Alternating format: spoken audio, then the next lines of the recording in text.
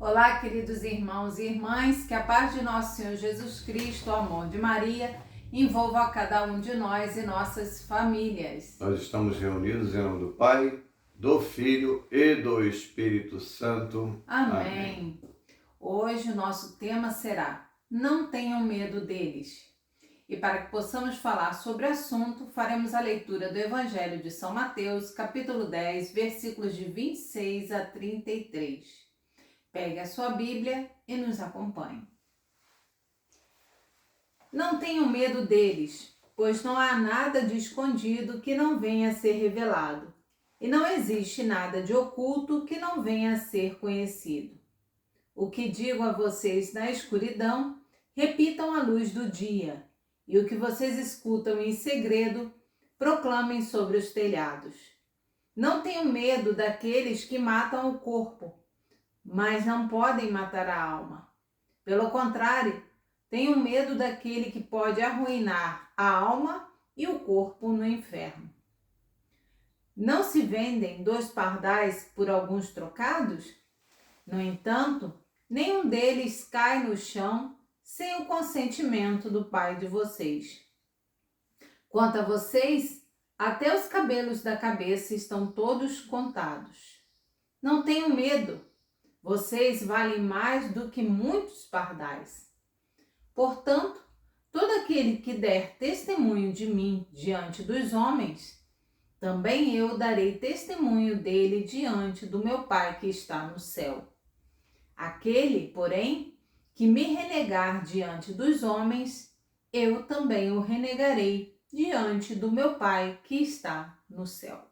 Palavra da salvação. Glória a vós, Senhor. Jesus repetiu várias vezes para os seus apóstolos: não tenham medo. Hoje, ele já aponta para os seus inimigos. Não tenham medo deles, porque eles são inimigos de Deus. Mas tudo o que acontece conosco é com a permissão de Deus. Os apóstolos foram assassinados, foram mártires, menos São João, porque tentaram e não conseguiram. Pois, como está escrito aqui, Jesus falou: nenhum pássaro cai sem que Deus permita. Tentaram matar São João, não conseguiram, então ele morreu idoso. Mas os outros apóstolos foram todos eles assassinados cruelmente, são mártires, porque não tiveram medo deles. Eles defenderam Cristo e Cristo os defendeu diante do Pai. Por isso que eles estão no céu intercedendo por nós. Mas todos aqueles que negam Jesus diante dos homens, Jesus também o negará. Por isso que em Mateus 25, 41 ele diz: afastai de mim, malditos, vá para o fogo do inferno. Porque as pessoas falam: Senhor, eu não estava na vossa presença, eu ia para a missa todo domingo, eu ajudava os doentes, visitava os doentes, eu ajudava as pessoas necessitadas, mas negavam Jesus publicamente quando perguntassem: Jesus fundou quantas igrejas? Eu não vou dizer que é uma só, porque eu vou ofender aquele que não é cristão. Como assim? Vai ofender? Nós não podemos negar Jesus. Nós temos que falar a verdade. Se os judeus que escutaram diretamente de Jesus não quiseram se converter, quanto mais aqueles que estão no mundo. Nós temos que não ter medo de falar a verdade. A salvação vem exclusivamente dos sacramentos. É assim que nós testemunhamos Cristo, vivendo os sacramentos. Estamos indo para a missa todos os domingos? Estamos testemunhando Jesus. Estamos vivendo o que Jesus ensinou no dia a dia? Estamos testemunhando Jesus. Mas se negamos Jesus, se falamos, religião se discute. É isso que os inimigos de Deus querem. Você nega Jesus para não desagradar aos homens. Não. Os apóstolos não pensaram em desagradar as autoridades dos judeus. Tanto que São Pedro falou para as autoridades judaicas: antes obedecer a Deus do que os homens. É pelo nome de Jesus que nós estamos aqui sendo questionados, interrogados por vocês. Eles não negaram Jesus. Então nós temos que pensar nisso. Estamos negando Jesus ou estamos testemunhando Jesus? Eu não sei se é nessa primeira leitura ou se foi na de ontem, aonde a leitura fala, né, de que todos me abandonaram, estou sozinho. De ontem. De ontem. Então, mesmo que todos nos abandonem, muitos que estavam ao nosso lado, que às vezes até caminhavam Não, hoje conosco, fala, meus amigos me abandonaram. me observam o tempo todo para ver se eu cometo um erro, para me acusar, me denunciar. Então nós temos que entender que a nossa conduta, ela não pode modificar por questões de amizade, por questão dos familiares. Nós temos que ter uma conduta reta, porque tudo passa nesse mundo. O que não passa é Deus. Deus, ele é o nosso foco, é a nossa meta, porque ele é eterno. É a ele que nós temos que buscar. É com ele que vamos viver eternamente. Então, mesmo que fiquemos sozinhos, mesmo que nos sintamos sozinhos, o Salmo de hoje fala: o amor pela tua casa, o zelo pela tua casa me consome, né? Que nós temos que ter não só o zelo pela casa física, mas pelo ensinamento de Deus, pela sua santa palavra.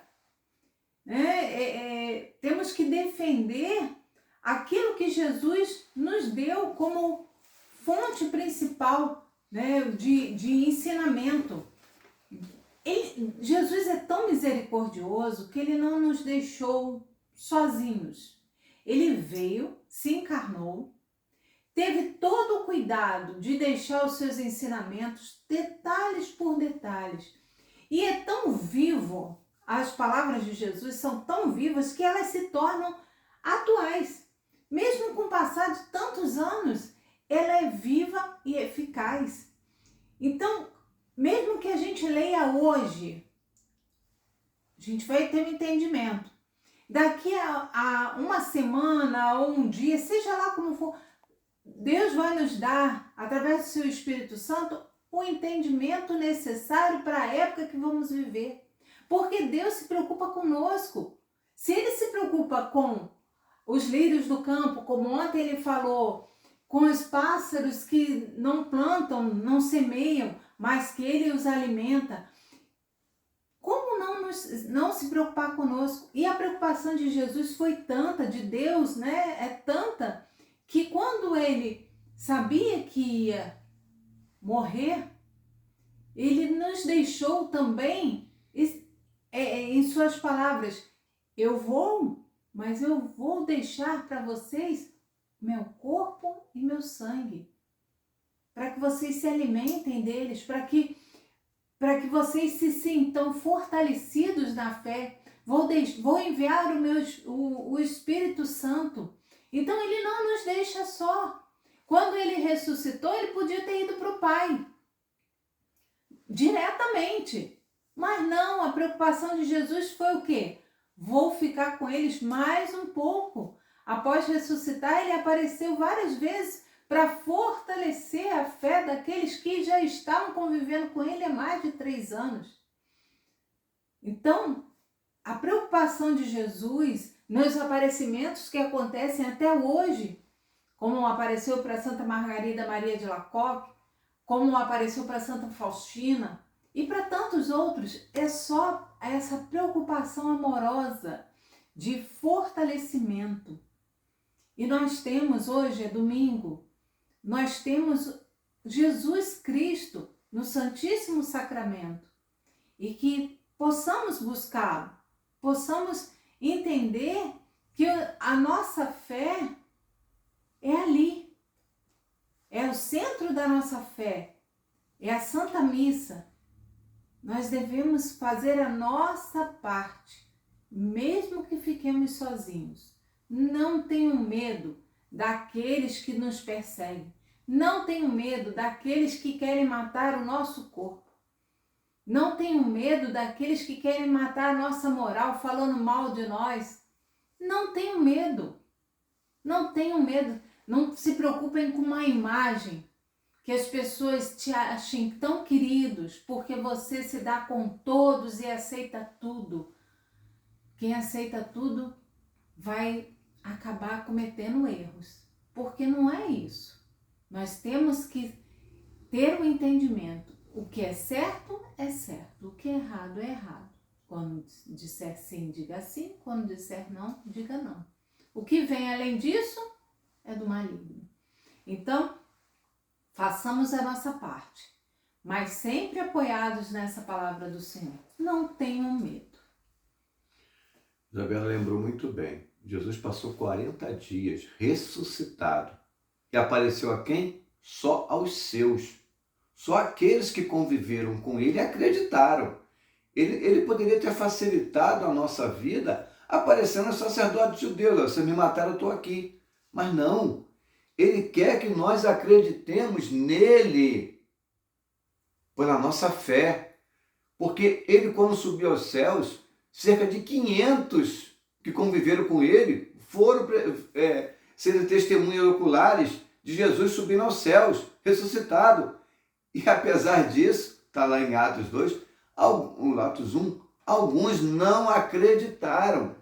Como que pode? Você viu Jesus morrer na cruz, viu Jesus ressuscitado, viu Jesus sendo levado ao céu com os anjos e você não acredita. Então, não se preocupe com aqueles que não acreditam, porque Jesus falou, nenhuma ovelha escapa da minha mão. Jesus me mandou ir anunciar. Se tiver alguma ovelha de Cristo que nos escutar, ela vai voltar. A nossa missão é só anunciar, dar o testemunho que Jesus subiu aos céus e nos deixou a sua única igreja e o caminho da salvação é a missa, nos sacramentos. Se as pessoas vão acreditar ou não, isso pouco importa. Para a nossa salvação, nós temos que testemunhar Jesus. Mas se nós negamos Jesus, nós seremos igual a ele, seremos tratados por ele igual ele tratou aqueles que estavam, Senhor, eu não estava na vossa presença te servindo. Jesus fala, afaste-me malfeitores, não conheço vocês, porque não dará testemunho de nós diante do Pai, porque estamos o negando.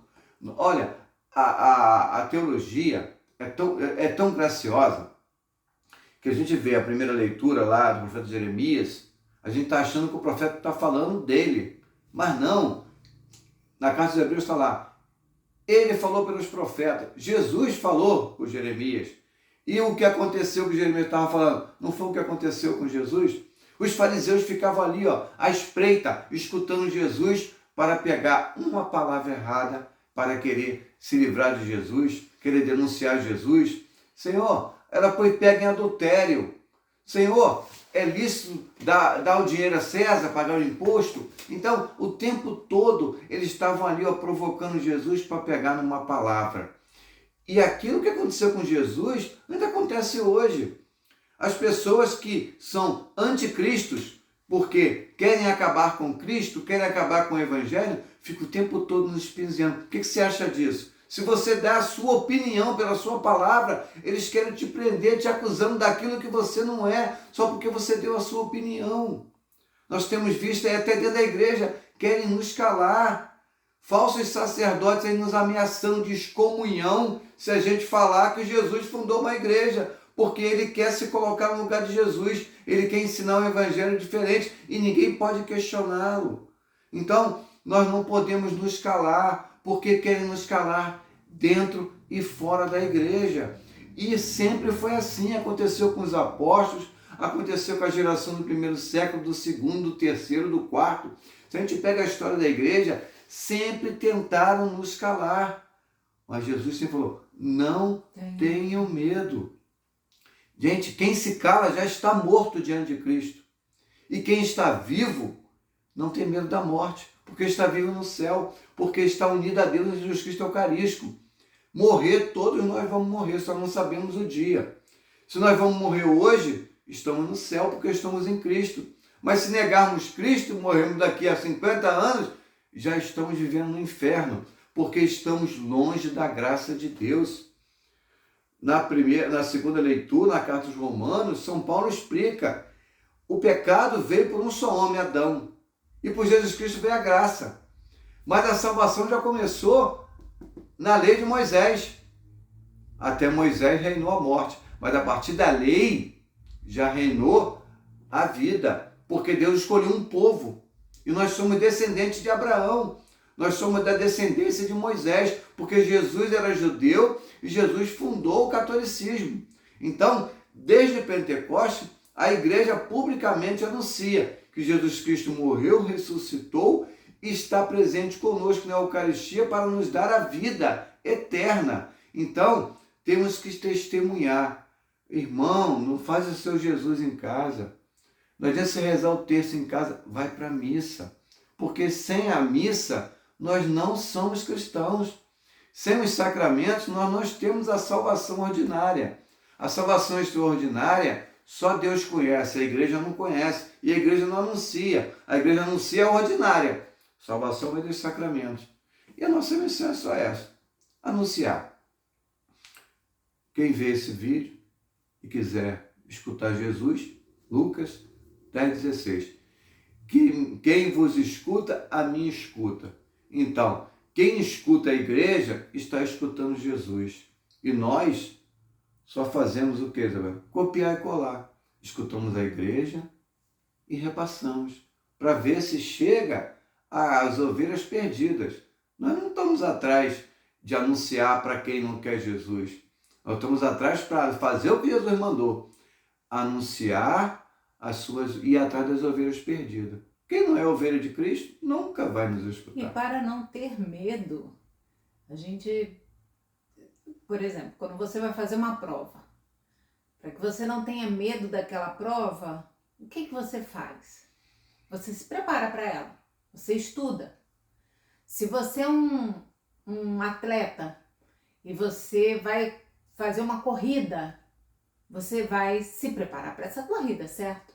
Você vai treinar, você vai se dedicar, você vai acordar cedo, você vai ter uma boa alimentação. Então, para que você não tenha medo, como Jesus nos chama a não ter medo, nós temos que nos preparar. E como é que nós nos preparamos? Estudando, conhecendo a igreja, conhecendo a doutrina. Faço um convite a você. Conheça mais a igreja. Leia mais. Tenha informações, busque informações de fontes corretas.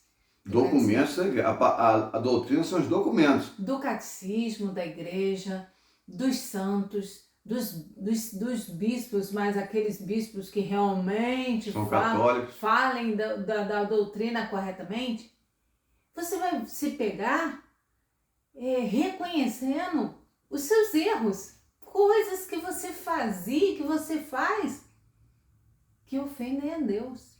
Então, para que a gente não tenha medo, nós temos que conhecer, nós temos que nos preparar, nós temos que estudar. Já passou do tempo, já passou da época de ficar sentadinho dentro de casa ou sentadinho só no banco da igreja, sem buscar um conhecimento. Eu não sei ler. Eu não consigo entender o que está na Bíblia. Hoje existem vários padres, várias pessoas que têm o dom de explicar. Eu indico o padre Alex Nogueira, que é um padre muito... litúrgico. Ele é conciso nas suas explicações, ele não se estende, ele não floreia o negócio, ele não enche as coisas para poder ficar diferente ou ficar mais bonitinho. Não, ele é sim, não, e é muito bom. Padre Overlande. Padre Overlande, e são esses aí, Padre Dom Henrique Soares. Então, beba dessas águas que são puras e que falam realmente da doutrina, para que você possa ter conhecimento, porque quem não tem conhecimento é levado por qualquer vento, por qualquer um que chegue e enche os ouvidos. Então busque escutar quem sabe Isabela lembrou de realmente. água suja. No círculo bíblico a gente falava muito, né? Quem está com sede, Bebe bebe até até a água água suja. suja. Você sabe o rito da Santa Missa? O único culto que nós prestamos a Deus é na missa. Nós temos vídeos falando sobre da missa. a parte da missa. Dá uma olhadinha aí Você nos nossos sabe que vídeos. quando você chega na igreja tem que estar silêncio para você rezar e falar com Deus? A gente sempre fala isso. É repetitivo, mas é necessário. Você sabe que a procissão de entrada, o padre, ele representa Cristo, ele está ali Em persona Cristo. Em persona Cristo, ele está ali na direção do altar, que é a cruz de Cristo. Ao Calvário.